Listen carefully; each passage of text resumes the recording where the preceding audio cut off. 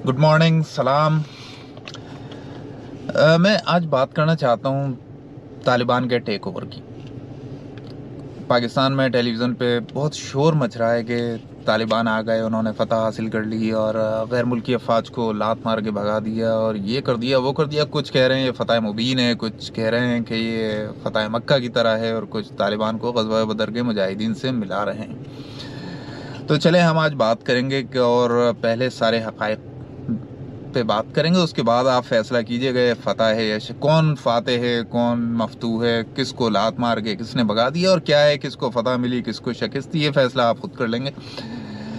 बात करेंगे आज। लेकिन मैं हैरान होता हूँ कि यहाँ पे कुछ लोग इतना ज़्यादा झूठ क्यों बोलते हैं। चलें खैर, मकसद एक साहब तो कह रहे थे कि अफ़गानिस्तान में जुराइम ख़त्म हो गए और सब काम ठीक हो रहा है, जुराइम ज़ीरो हो गए, सोसाइटी बिल्कुल पाक व साफ़ हो गई। तो ऐसा है भाई कि आप सबसे मेरी दरख्वास्त है, जो ये समझते हैं कि वहाँ पे शरई निज़ाम नाफिज हो गया और अब कोई भूखा नहीं मरेगा, किसी को कोई परेशानी नहीं होगी, तो आप सारे हजरात जो ये बातें कर रहे हैं अपने बीवी बच्चों के साथ अफ़गानिस्तान चले जाएं, पाकिस्तान को पाकिस्तानियों के लिए छोड़ दें। लेकिन मुझे पता है ऐसा कभी नहीं होगा, क्योंकि जो लोग भी ये बातें कर रहे हैं उनके अपने बीवी बच्चे गैर ममालिक में है, मगरबी दुनिया में है, उनकी जायदादें मगरबी दुनिया में है, ना तो कोई पाकिस्तान में रहता है, ना इनके इंटरेस्ट पाकिस्तान में। ये सिर्फ मुनाफिक हैं और इनको इस बात का ख्याल नहीं है कि एक दिन मरना है, अल्लाह ताला को जवाब देना है। और ये भी याद रखें कि दोज़ख का जो सख्त तरीन हिस्सा है वो मुनाफिकों के लिए है। तो चलें फिर बात करते हैं कि क्या वजह, इस पूरे सिनेरियो की वजूहात क्या थी, तालिबान ने कैसे टेक ओवर किया, सरकारी फ़ौज जो थी वो कहाँ चली गई, 3.5 लाख की फ़ौज थी कहाँ गई। भाई हकीकत ये थी कि वहाँ 3.5 लाख की फ़ौज कभी थी ही नहीं, वो सिर्फ कागजात में वो नंबर थे और उन नंबरों की बुनियाद पे अफ़गान जो भी बड़े ओहदेदार थे वो मगरबी दुनिया से उन 3.5 लाख की फ़ौज के लिए पैसा वसूल कर रहे थे। हकीकत में वो फ़ौज सिर्फ चंद हज़ार थी और इन चंद हज़ार फ़ौजियों को भी वो बाकायदा सप्लाई, वो उनके राशन तक के पैसे खा रहे थे। उनके मकसद, उनको खाना भी आता था ना, तो वो उबले हुए चावल होते थे जिस पे वो अफ़गान फ़ौजी नमक छिड़क के खाते थे। जब ये मुआहदे दोहा में तय हुए गैर मुल्की अफवाज से और तालिबान के दरमियान, तो जो आला ओहदेदार अफ़गान फ़ौज के थे वो ये बात समझ गए कि अब गैर मुल्की अफवाज निकल जाएंगी और इनका पोल खुल जाएगा कि जो कुछ इन्होंने किया है, इन्होंने पैसा समेटा। तो पैसा तो खैर वो पहले से ही समेट रहे थे और मगरबी दुनिया में सबकी जायदादें, सबके बीवी बच्चे वहाँ रहते हैं, वो जितना कुछ वो समेट सकते थे समेटा और निकल गए। अब पूरा कोई इंफ्रास्ट्रक्चर फ़ौज का जो होना चाहिए वो था ही नहीं वहाँ पे, ना कोई सप्लाई थी उनकी, ना कोई एमुनेशन की सप्लाई थी, ना राशन की, ना कोई उन्हें आर्डर देने वाला था कि क्या करना है। तो जाहिर है कि वो फ़ौज फिर ऐसे ख़त्म हो गई जैसे कभी थी ही नहीं। चंद हज़ार तो थे, वो 3 लाख कहाँ थे, 3.5 लाख। अच्छा, उसकी एक दूसरी बड़ी वजह ये थी कि अफ़गान एक कबायली माशरा है, एक मजबूत कबायली निज़ाम वहाँ पे होता है। तो अगर आपका कबीला फैसला कर ले कि उसने तालिबान का साथ देना है, उनसे लड़ना नहीं है, तो कबीले के सारे अफराद पे ये बात लाजिम होती है कि वो इस माहदे की पासदारी करें। तो जो भी अफ़गान फ़ौज और पुलिस के मुलाजिम थे जिनके कबाइल ने तालिबान से मुआहदा कर लिया कि जी अब हमें नहीं लड़ना तालिबान से, हम तालिबान के साथ हैं, उन्होंने अपनी अपनी नौकरियां छोड़ी चले गए, साथ में सरकारी बंदूक भी ले गए। तो बस फिर कहाँ रह गई फ़ौज। जो एक आध जगह पे उन्होंने मुज़ाहमत की कोशिश की, उन्हें पता चला कि उनको ना तो कोई ऑर्डर मिल रहा है, ना उनका कोई राब्ता किसी सीनियर से है, ना उनकी कोई सप्लाई लाइन है, कुछ नहीं। उन्होंने हथियार डाल दिए, उन्होंने कहा हम क्यों लड़ें बग़ैर किसी वजह के। तो ये वजह थी कि 2-3 वजूहात थी कि तालिबान जो थे वो छाते गए। दूसरी बात ये कि लोग कह रहे हैं तालिबान को फतह हो गई, उन्होंने ये कर दिया वो कर दिया। भाई पिछले 20 साल में अगर आप चलें ना, तो पिछले 20 साल में तालिबान ने कोई एक मुझे बता दे कि किसी गैर मुल्की फ़ौज के बेस पे तालिबान ने हमला किया हो और उसको फतह कर लिया हो। कोई एक मुझे बता दे, ऐसा कभी हुआ ही नहीं। गैर मुल्की फ़ौजें जो बेस छोड़कर गई, खाली छोड़ दिया बेस, तालिबान उस पर पहुँच गए, तो क्या आप उससे ये कहेंगे उन्होंने जंग करके फतह कर लिया? اگر آپ ایسا سمجھتے ہیں تو ٹھیک ہے، لیکن ایسا کچھ نہیں ہوا کہ کہیں انہوں نے باقاعدہ فائر فائٹ ہوئی ہو اور پھر طالبان نے فتح کیا ہو، ایسا کچھ نہیں ہوا، وہ چھوڑ کے چلے گئے، بعد میں یہ چلے گئے۔ اور پورے افغانستان میں پچھلے تقریباً 7-8 سال سے جو افواج کی، غیر ملکی افواج کی تعداد تھی، وہ تھی صرف 10,000، اور یہ سارے طالبان مل کے 10,000 فوج کو نہیں نکال سکے۔ وہ اپنے اپنے جو بیسز انہوں نے بنائے تھے ان میں آرام سے بیٹھے تھے، وہ صرف یہ کر رہے تھے کہ وہ افغان پولیس کو اور فوج کو تربیت دیتے تھے، بس۔ نہ انہوں نے ایک کارروائی طالبان کے خلاف کی، نہ طالبان نے ایک گولی کبھی ان پہ چلائی۔ طالبان کی ساری کارروائیاں تھیں افغان فوج اور افغان پولیس کے خلاف۔ تو طالبان اگر ایسے طاقتور تھے، اتنے بڑے جنگجو تھے، تو انہوں نے 10,000 غیر ملکی فوج کو کیوں نہیں نکال دیا؟ اور یار ایک بات کبھی سوچ بھی لیں کہ 10,000 فوجیوں سے کیا کسی ملک پہ قبضہ ہو سکتا ہے؟ پاکستان کے بڑے شہروں میں پولیس والوں کی تعداد اس سے زیادہ ہوتی ہے۔ کراچی میں 35,000 پولیس والے، شہر میں جرائم پھر بھی ہوتے ہیں، وہ 35,000 پولیس والے کراچی کو کنٹرول نہیں کر سکتے۔ تو کیا یہ ممکن ہے کہ 10,000 غیر ملکی فوجی پورے ایک ملک پہ، بڑا ملک ہے افغانستان، کہ اس پہ قبضہ کر لیں؟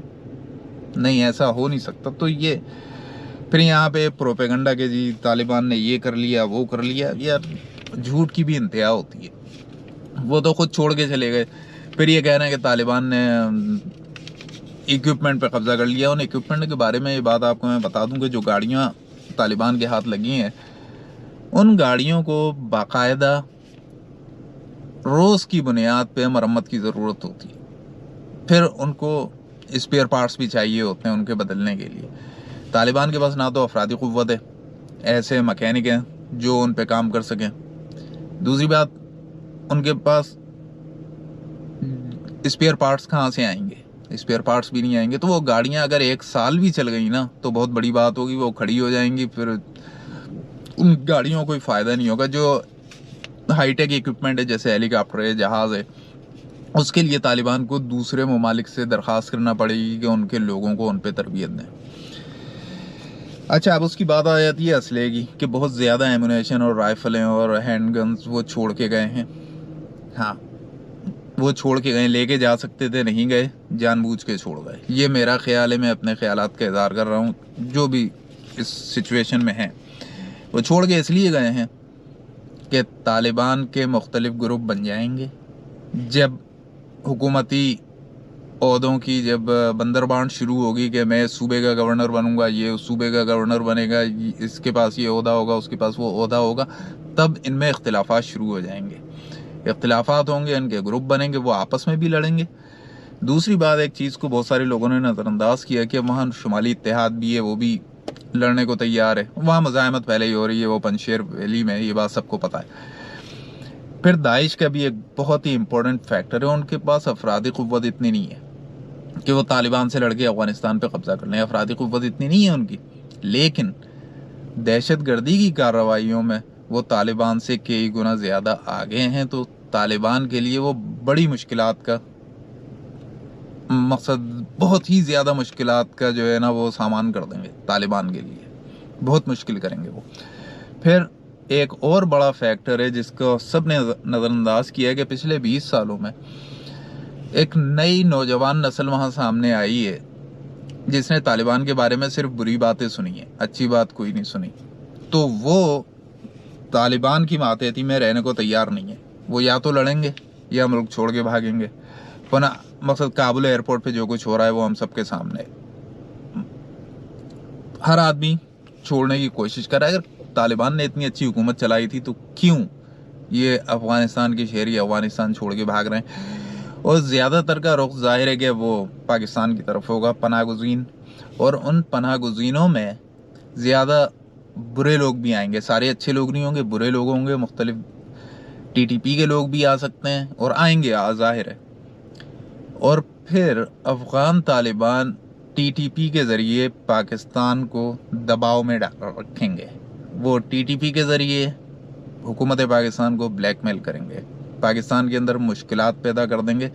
تو میرا اپنا یہ خیال ہے کہ پاکستان کے لیے بہتر ہے کہ وہ بالکل اپنی سرحدیں بند کر دے، افغانستان کے ساتھ کسی کو نہیں آنے دے، اگر وہ پاکستان کو محفوظ رکھنا چاہتے ہیں۔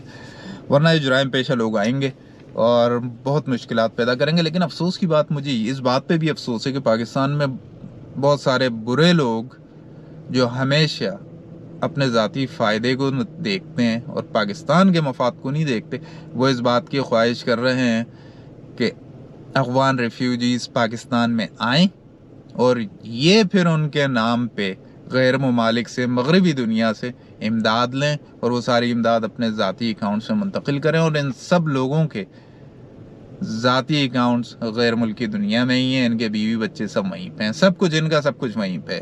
پاکستان ان کے لیے صرف پیسہ کمانے کی ایک جگہ ہے. تو اور بہت ساری باتیں میں آپ کو بتا سکتا ہوں، لیکن میں ویڈیو کو لمبا کرنا نہیں چاہتا. لیکن یہ ضرور ہے کہ جو یہ صورتحال ہے اس کے بعد جو کچھ ہونے جا رہا ہے، میرا یہ اپنا ذاتی خیال ہے کہ افغانستان تاریخ کی بدترین سول وار کی طرف جا رہا ہے، اور اس میں اتنا خون بہے گا کہ لوگ پرانی ساری جنگوں کو بھول جائیں گے. اور مجھے افسوس اس بات کا، میری دعا ہے کہ ایسا نہ ہو. میری خواہش ہے کہ افغانستان میں معاشی ترقی ہو اور لوگ ترقی کریں، اچھی زندگی گزاریں، کیونکہ افغانستان کی تاریخ میں پچھلے 50 سال کی بات کر رہا ہوں، پہلی مرتبہ افغانستان کی کرنسی کی ویلیو بڑھ گئی تھی، اور وہ لوگ جو تھے وہاں پہ شاپنگ سینٹرز بنے، دکانیں بنی، لوگوں نے کاروبار شروع کیے، ڈاکٹرز تھے اور وہاں پہ ہاسپٹل بنے، اور لوگوں نے اچھی زندگی گزارنا شروع کی، زندگی کی سہولیات انہیں حاصل ہونا شروع ہو گئی. اور ظاہر ہے کہ وہ سارے مسلمان تھے، کوئی غیر مسلم تو نہیں تھے. لیکن طالبان اب جب آ گئے ہیں نا، جس طریقے سے لوگ وہاں سے نکل رہے ہیں، اس سے اندازہ ہوتا ہے کہ وہ طالبان کے ساتھ اور ان کی حکومت میں رہنا نہیں چاہتے. اور اب جو سچویشن ہے، یہ میرا خیال ہے کہ غلط ثابت ہو، لیکن اسلحے کے جو انبار غیر ملکی افواج چھوڑ کے گئی ہیں، وہ طالبان کے مختلف گروپس کے ہاتھ لگے ہیں، اور جب یہ گروپ آپس میں لڑیں گے، پھر دوسری جو پاکستان مخالف گروپس وہاں پہ رہتے ہیں، یہ سب لوگ آپس میں لڑیں گے، اور یہ ایک ایسی خانہ جنگی ہوگی کہ لوگ بھول جائیں گے پچھلی ساری جنگیں. اور میری خواہش ہے ایسا نہ ہو. پاکستان کو اپنی سرحدیں بند کرنا چاہیے اور یہ سارا ملبہ ادھر ہی رہے تو بہتر ہے. تو میں صرف دعا کر سکتا ہوں. کچھ لوگ ہیں جو دعویٰ کرتے ہیں وہ آسمان پہ لکھی تحریر پڑھ لیتے ہیں. میں تو ایسی تحریر کوئی نہیں پڑھ سکتا. میری تو نظر اتنی کمزور ہے کہ مجھے اخبار پڑھنے کے لیے بھی چشمہ لگانا پڑتا ہے. تو آسمان تک تو دیکھنا تو میرے بس کی بات نہیں ہے. نہ میرے پاس کوئی جامع جمشید ہے جس میں دیکھ لوں اور بتا دوں کیا ہونے والا ہے، اور نہ میرے پاس کوئی ستاروں کا علم ہے. بڑی ایک دلچسپ بات میں بتاؤں، پاکستان میں پرنٹ میڈیا نے ان لوگوں کو ہی بڑا چڑھا دیا ہے نا آسمان پہ. میں اپنے بچپن سے یہ دیکھتا آ رہا ہوں کہ پاکستان کے سارے ستارہ شناس یہ کہتے ہیں کہ اگلے سال انڈیا ٹوٹ جائے گا. انڈیا کے جتنے ستارہ شناس ہیں وہ سارے ایک بات کہتے ہیں، اگلے سال پاکستان ٹوٹ جائے گا. نہ پاکستان ٹوٹا نہ انڈیا، سب کچھ ویسے ہی چل رہا ہے. اور ہر سال یہ ہمیشہ اگلے سال کی پیش گوئی کرتے ہیں. جتنے بھی ستارہ شناس ہیں ہوا کچھ بھی نہیں. میں جو بات کر رہا ہوں وہ زمینی حقائق کی ہے. جو زمینی حقائق ہیں وہ بہت خوفناک ہیں، اور افغانستان بہت ہی ایک بھیانک سول وار کی طرف جا رہا ہے. میری خواہش ہے ایسا نہ ہو، صرف دعا کر سکتا ہوں. لیکن یہ ہے کہ یہ حالات یہی بتاتے ہیں. تو اجازت چاہتا ہوں. اللہ حافظ.